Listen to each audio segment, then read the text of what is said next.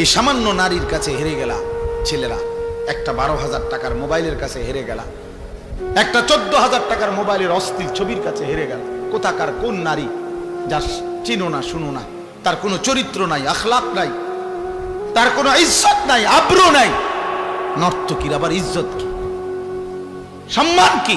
তো বেহায়া, বেপর্দা, অসভ্য নারী, তাকে দেখে দেখে সুস্থ সবল একটা সুন্দর জীবন যে যুবক নষ্ট করে দেয়, তোর চাইতে বড় আহাম্মক আর কে হইতে পারে? বেটা বেউকুফ, কি দেখে নষ্ট করলি নিজের? একটা বাজে, নোংরা, একটা দুশ্চরিত্রা নারীকে দেখে দেখে, যে নারী সারা পৃথিবীর জন্য নিজের ছবি ছেড়ে দিছে, এর কোনো লজ্জা শরম আছে কিছু? তাহলে এর চাইতে নিকৃষ্ট, অসভ্য আর কেউ হইতে পারে? এটা কি পরিমাণ বেহায়া যে সারা পৃথিবীর জন্য নিজেরে ছেড়ে দিছে। দেখো সারা পৃথিবীবাসী, দেখো আমারে, দেখো আমার। পৃথিবীতে কোনো যুগেই, কোনো কালেই অসভ্যতা, বেহায়াপনা, অশ্লীলতা কোনো কালেই কারো কারো কাছে, কোনো ধর্মাবলম্বীদের কাছেই পছন্দনীয় না, পছন্দনীয় না। আফসোসের বিষয়। এই জন্য বাপ আমার, বন্ধু আমার, আমরা প্রত্যেকেই মনের চাহিদার বিরোধিতা করে আল্লাহর কোরআন এবং রাসূলের সুন্নাহ মতো চললে আমাদের আখিরাত নিশ্চিত।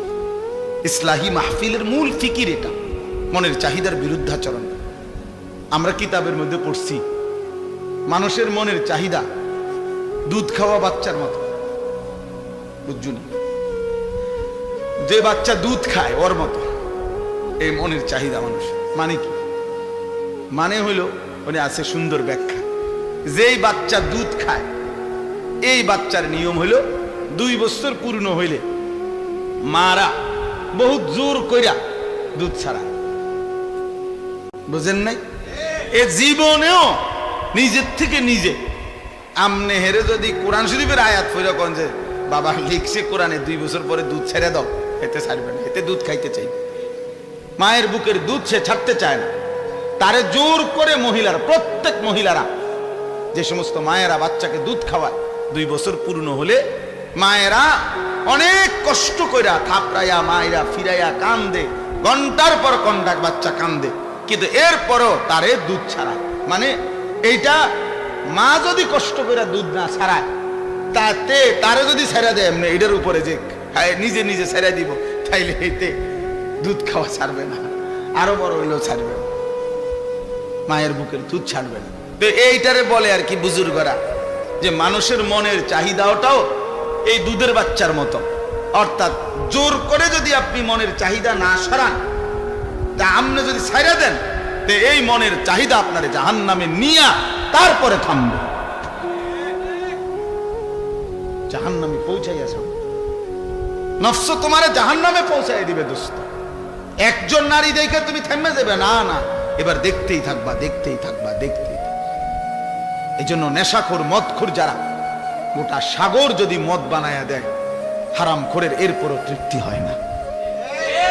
দেখেন যারা মদখোর, নেশাখোর, গাঁজাখোর, ফুট্টাখোর, বাবাখোর, ডাইলখোর, হারামখোর, এগুলো লানত তার উপরে।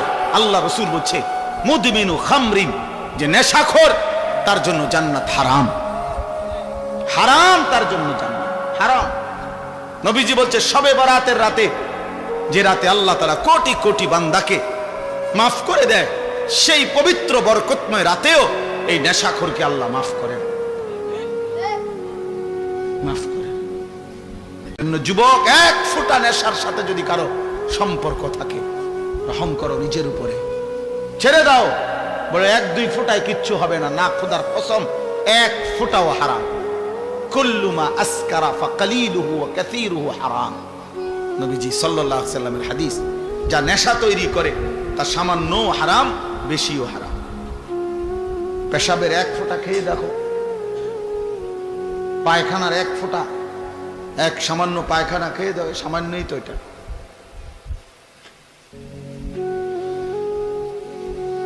কোরআনুল কারীমের মধ্যে আল্লাহ তাআলা বলছেন নেশাখোর, স্পষ্টভাবে আল্লাহ তাআলা বলছেন এটা শয়তানের কাজ। মিন আমালিশ শাইতান। আর শয়তান তোমাদেরকে কি চায়? মদ এবং জুয়ার মাধ্যমে আইয়ুকিয়া বাইনাকুমুল আদাওয়াতা ওয়াল বাগদা, শত্রুতা বিদ্বেষ তৈরি করে। ওয়ায়াসুদ্দুকুম আন যিকরিল্লাহ, আল্লাহর স্মরণ থেকে সরিয়ে রাখে মদ জুয়া। ওয়া আনিস সালাহ, এবং 5 ওয়াক্ত নামাজ থেকে ফিরিয়ে রাখে।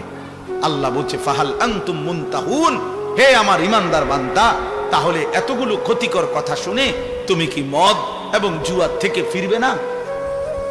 তাফসীরের মধ্যে আছে বন্ধু, কোরআনের তাফসীরে আছে, এ আল্লাহ যখন এই আয়াত নাজিল করছে ফাহাল আনতুম মুনতাহুন, হে আমার ইমানদার বান্দারা, মদ এবং জুয়ার থেকে তোমরা তাহলে ফিরবে না, ফিরবা না? তো সাহাবায়ে কেরাম সবাই তখন নবীজির সামনে যারা উপস্থিত শুনছে নবীজির জবানে এই আয়াত সাথে সাথে সাহাবীরা বলছে, 2 হাত তুলে আল্লাহকে সাক্ষী রেখে বলছে, ইয়া রাব্বি কাদ ইনতাহাইনা, হে আল্লাহ আমরা ছেড়ে দিলাম। এজন্য এখনো তোমরা সবাই বলো যে আল্লাহ আমরা ছেড়ে দিলাম। বলেন, হাত উঠান, বলেন আমরা আল্লাহ ছেড়ে দিলাম। আল্লাহ তৌফিক দান করেন। অর্থ হলো আমরা সবাই নেশা করি, আমি এটা বলি নাই। বুঝানোর উদ্দেশ্য হলো যে আল্লাহর নাফরমানি থেকে আমরা বিরত থাকবো। একক ব্যক্তিকে তো দাঁড়া করানো লজ্জার বিষয়, এজন্য সবাই মিলে হাত তুলবে। নির্দিষ্ট একজনকে চিহ্নিত করা, এটা তো তার জন্য আত্মমর্যাদার বিষয়। আল্লাহ বুঝার তৌফিক দান করে। প্রিয় ভাই আমার, বাপ আমার, আমাদের এটা উচিত। আমি যে 3টা আয়াত পড়ছি, এই 3টা আয়াতের সূরা বাকারার মূল বক্তব্য এই কথাটা যে নিজের ঈমান শুধু জবানের উচ্চারণ যথেষ্ট না, বরং কর্মের প্রমাণ দিলে মুমিন হয়, মজবুত হয়, ঈমান মজবুত হয়, ঈমান ঠিক থাকে। যদি কেউ জবানে তো বলে আমি আল্লাহকে মানি, আখিরাতকে মানি, কিন্তু কর্মে আমলে বাস্তবে ঈমান ইসলামের যদি তার মধ্যে নমুনা না থাকে, খোদার কসম আল্লাহ বলছে সেই মুমিন না, সে মুনাফিক। প্রিয় ভাই, নিজের উপরে দয়া করুন। সার্টিফিকেট দেখে মুসলমান না, হাসরের ময়দান ভোটার আইডি কার্ড দিয়ে না, জন্ম নিবন্ধন সনদ দিয়ে না, পাসপোর্ট দিয়ে না, সেজদা দিয়ে, আল্লাহর গোলামি, আল্লাহর বন্দিগি দিয়ে প্রমাণ করতে হবে আমার দিলের মধ্যে কালেমা, আমার জবানে কালেমা, আমার সারা দেহে কালেমার প্রতিচ্ছবি, ঈমানের প্রতিচ্ছবি, তাইলেই আমি মুমিন, নাই তো মুনাফিক। নাই তো কি বলেন না? নয় তো কি? এই যে শুনলেন আল্লাহ বললেন ওমা হুম, হে কয় আমি আল্লাহরে মানি, আল্লাহ কয় না। হে কয় আমি আখিরাত মানি, আল্লাহ কয় না। তুমি মুমিন না। তাহলে কি বুঝা গেল?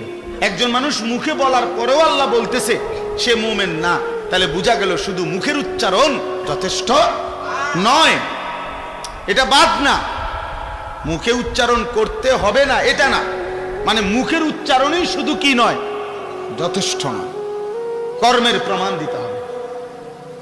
প্রমাণ দিতে হবে, আমলের ঘাটতি মুনাফিকের চিহ্ন, আমলের অলসতা মুনাফিকের চিহ্ন। কোরআনুল কারীম থেকে আমি শুনাই বাবা, কোরআন আল্লাহ স্পষ্ট বলছে, সূরা তাওবার মধ্যে আছে মুনাফিক কেমন, কারা, আল্লাহ পরিষ্কার বলছে ওয়ালা ইয়াতুনাস সালাতা ইল্লা ওয়া হুম কুসালা। আল্লাহ বলে মুনাফিক তারা যারা নামাজে আসে না, আর যদি আসেও অলস ভাবে। প্রথমত নামাজেই আসে না, দ্বিতীয়ত যাও কুদ্দুরা আসে তাও জান চলে না, অলস। কুসালা মানে অলস। এই যে অলসতার কথা একটু আগে কইছি, অলসতা ঈমানের কাজে, আমলের কাজে খোদার কসম সরাসরি মুনাফিকের চিহ্ন। ওয়ালা ইউনফিকুনা ইল্লা ওয়া হুম কারিহুন। আর দ্বিতীয়ত আল্লাহ বলে মুনাফিকের চিহ্ন যারা আল্লাহর রাস্তায় খরচ করে না, যদিও করে তো প্রচন্ড অনিচ্ছা সত্ত্বে। যদি কখনো দেয়, আচ্ছা যা বেশি যন্ত্রণা করস, জানে টাকা 100 নে বেড়া, টেয়া গেলে গেছে, দিছে টেয়া 100, আবার কখন যা টেয়া পয়সার মায়া করে লাভ নেই, যা মেয়ে বেড়া। এতবার কইলে কেমনে না দেয়? মানুষ বলে না যে এতবার কইলে কেমনে না দেয় বেড়া, বারবার ঘুরিয়ে আইয়ে যা দিলাম দিলাম। এটা কি দান হইল? লান তানালুল বিররা হাত্তা তুনফিকু মিম্মা তুহিব্বুন। এক সাহাবী শুধু কেবল মসজিদে নববীতে খেজুর দান করছে গরিব সাহাবীদের জন্য। খেজুরের যে ছড়া, এই খেজুরের কলার ছড়ার ছড়ির মতো খেজুরের ছড়ি, এইটার মধ্যে কিছু খেজুর আছে একটু পচা, এই আর কিচ্ছু না। এই কদ্দুর অপরাধ। আল্লাহ তাআলা কোরআন আয়াত নাজিল করছে, সবচেয়ে প্রিয়টা দান না করলে সেই দানের বিনিময়ে আল্লাহ কখনোই কোনো নেকি দিবে না। কি পরিমাণ সাহাবায়ে কেরামের সংশোধন খোদ আল্লাহ করছে।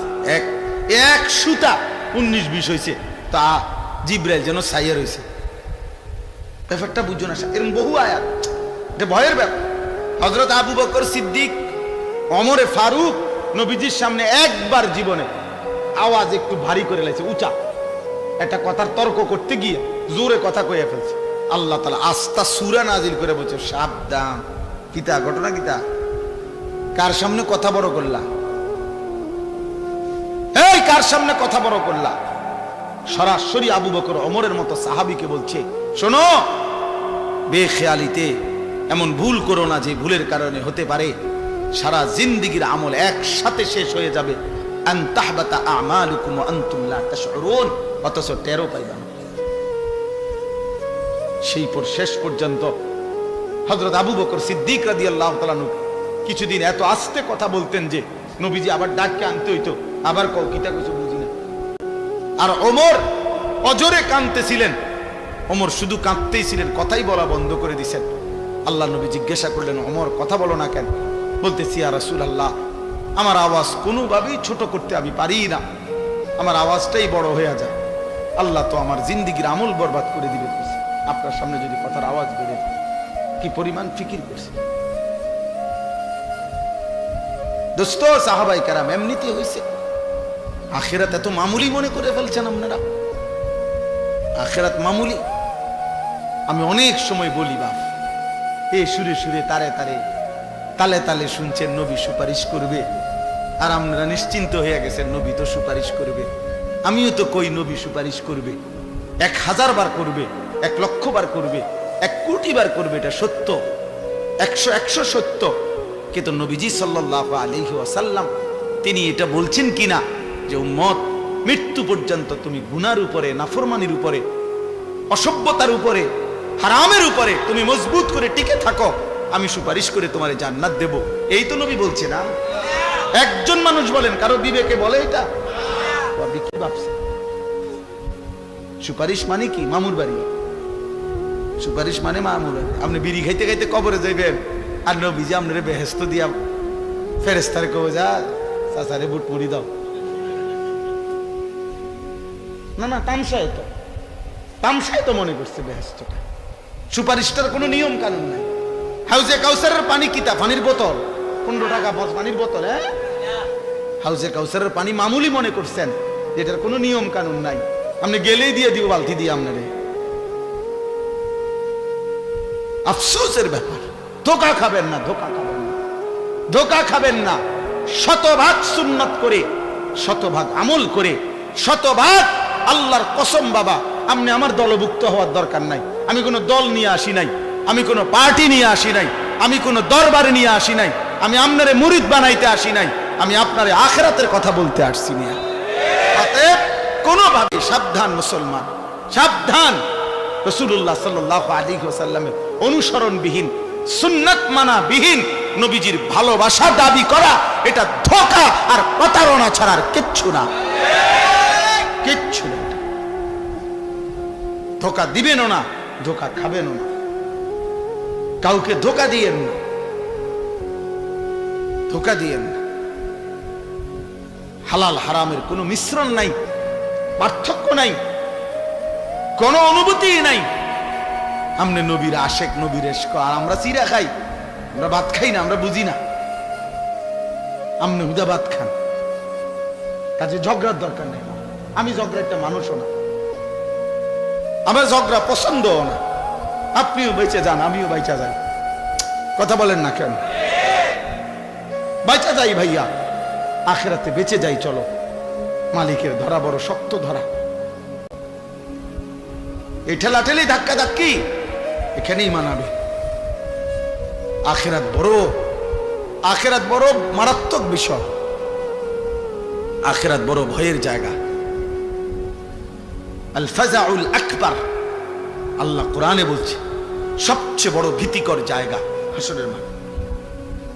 হাসরের মাঠ, হাসরের মাঠ। ১৬ লক্ষ আম্বিয়া দিন রাত কেঁদেছেন হাসরের মাঠের ভয়ে।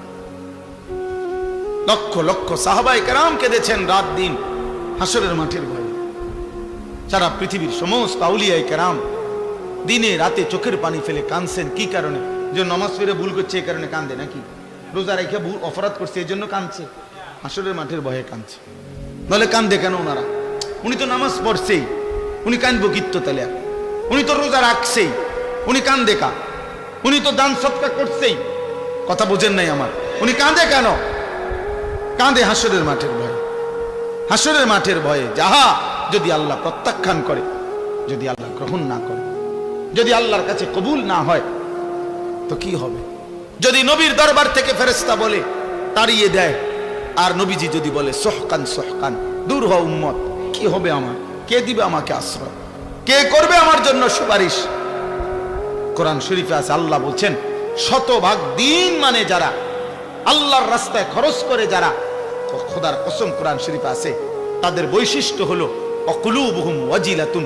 প্রতিটা সেজদা দিতে গিয়ে, প্রতিটা দান সদকা করতে গিয়ে, প্রতিটা আল্লাহর বন্দিগি করতে গিয়ে তাদের দিল একই অবস্থায়, ইবাদতরত অবস্থায়ও তাদের অন্তর আল্লাহর ভয়ে কাঁপতে থাকে।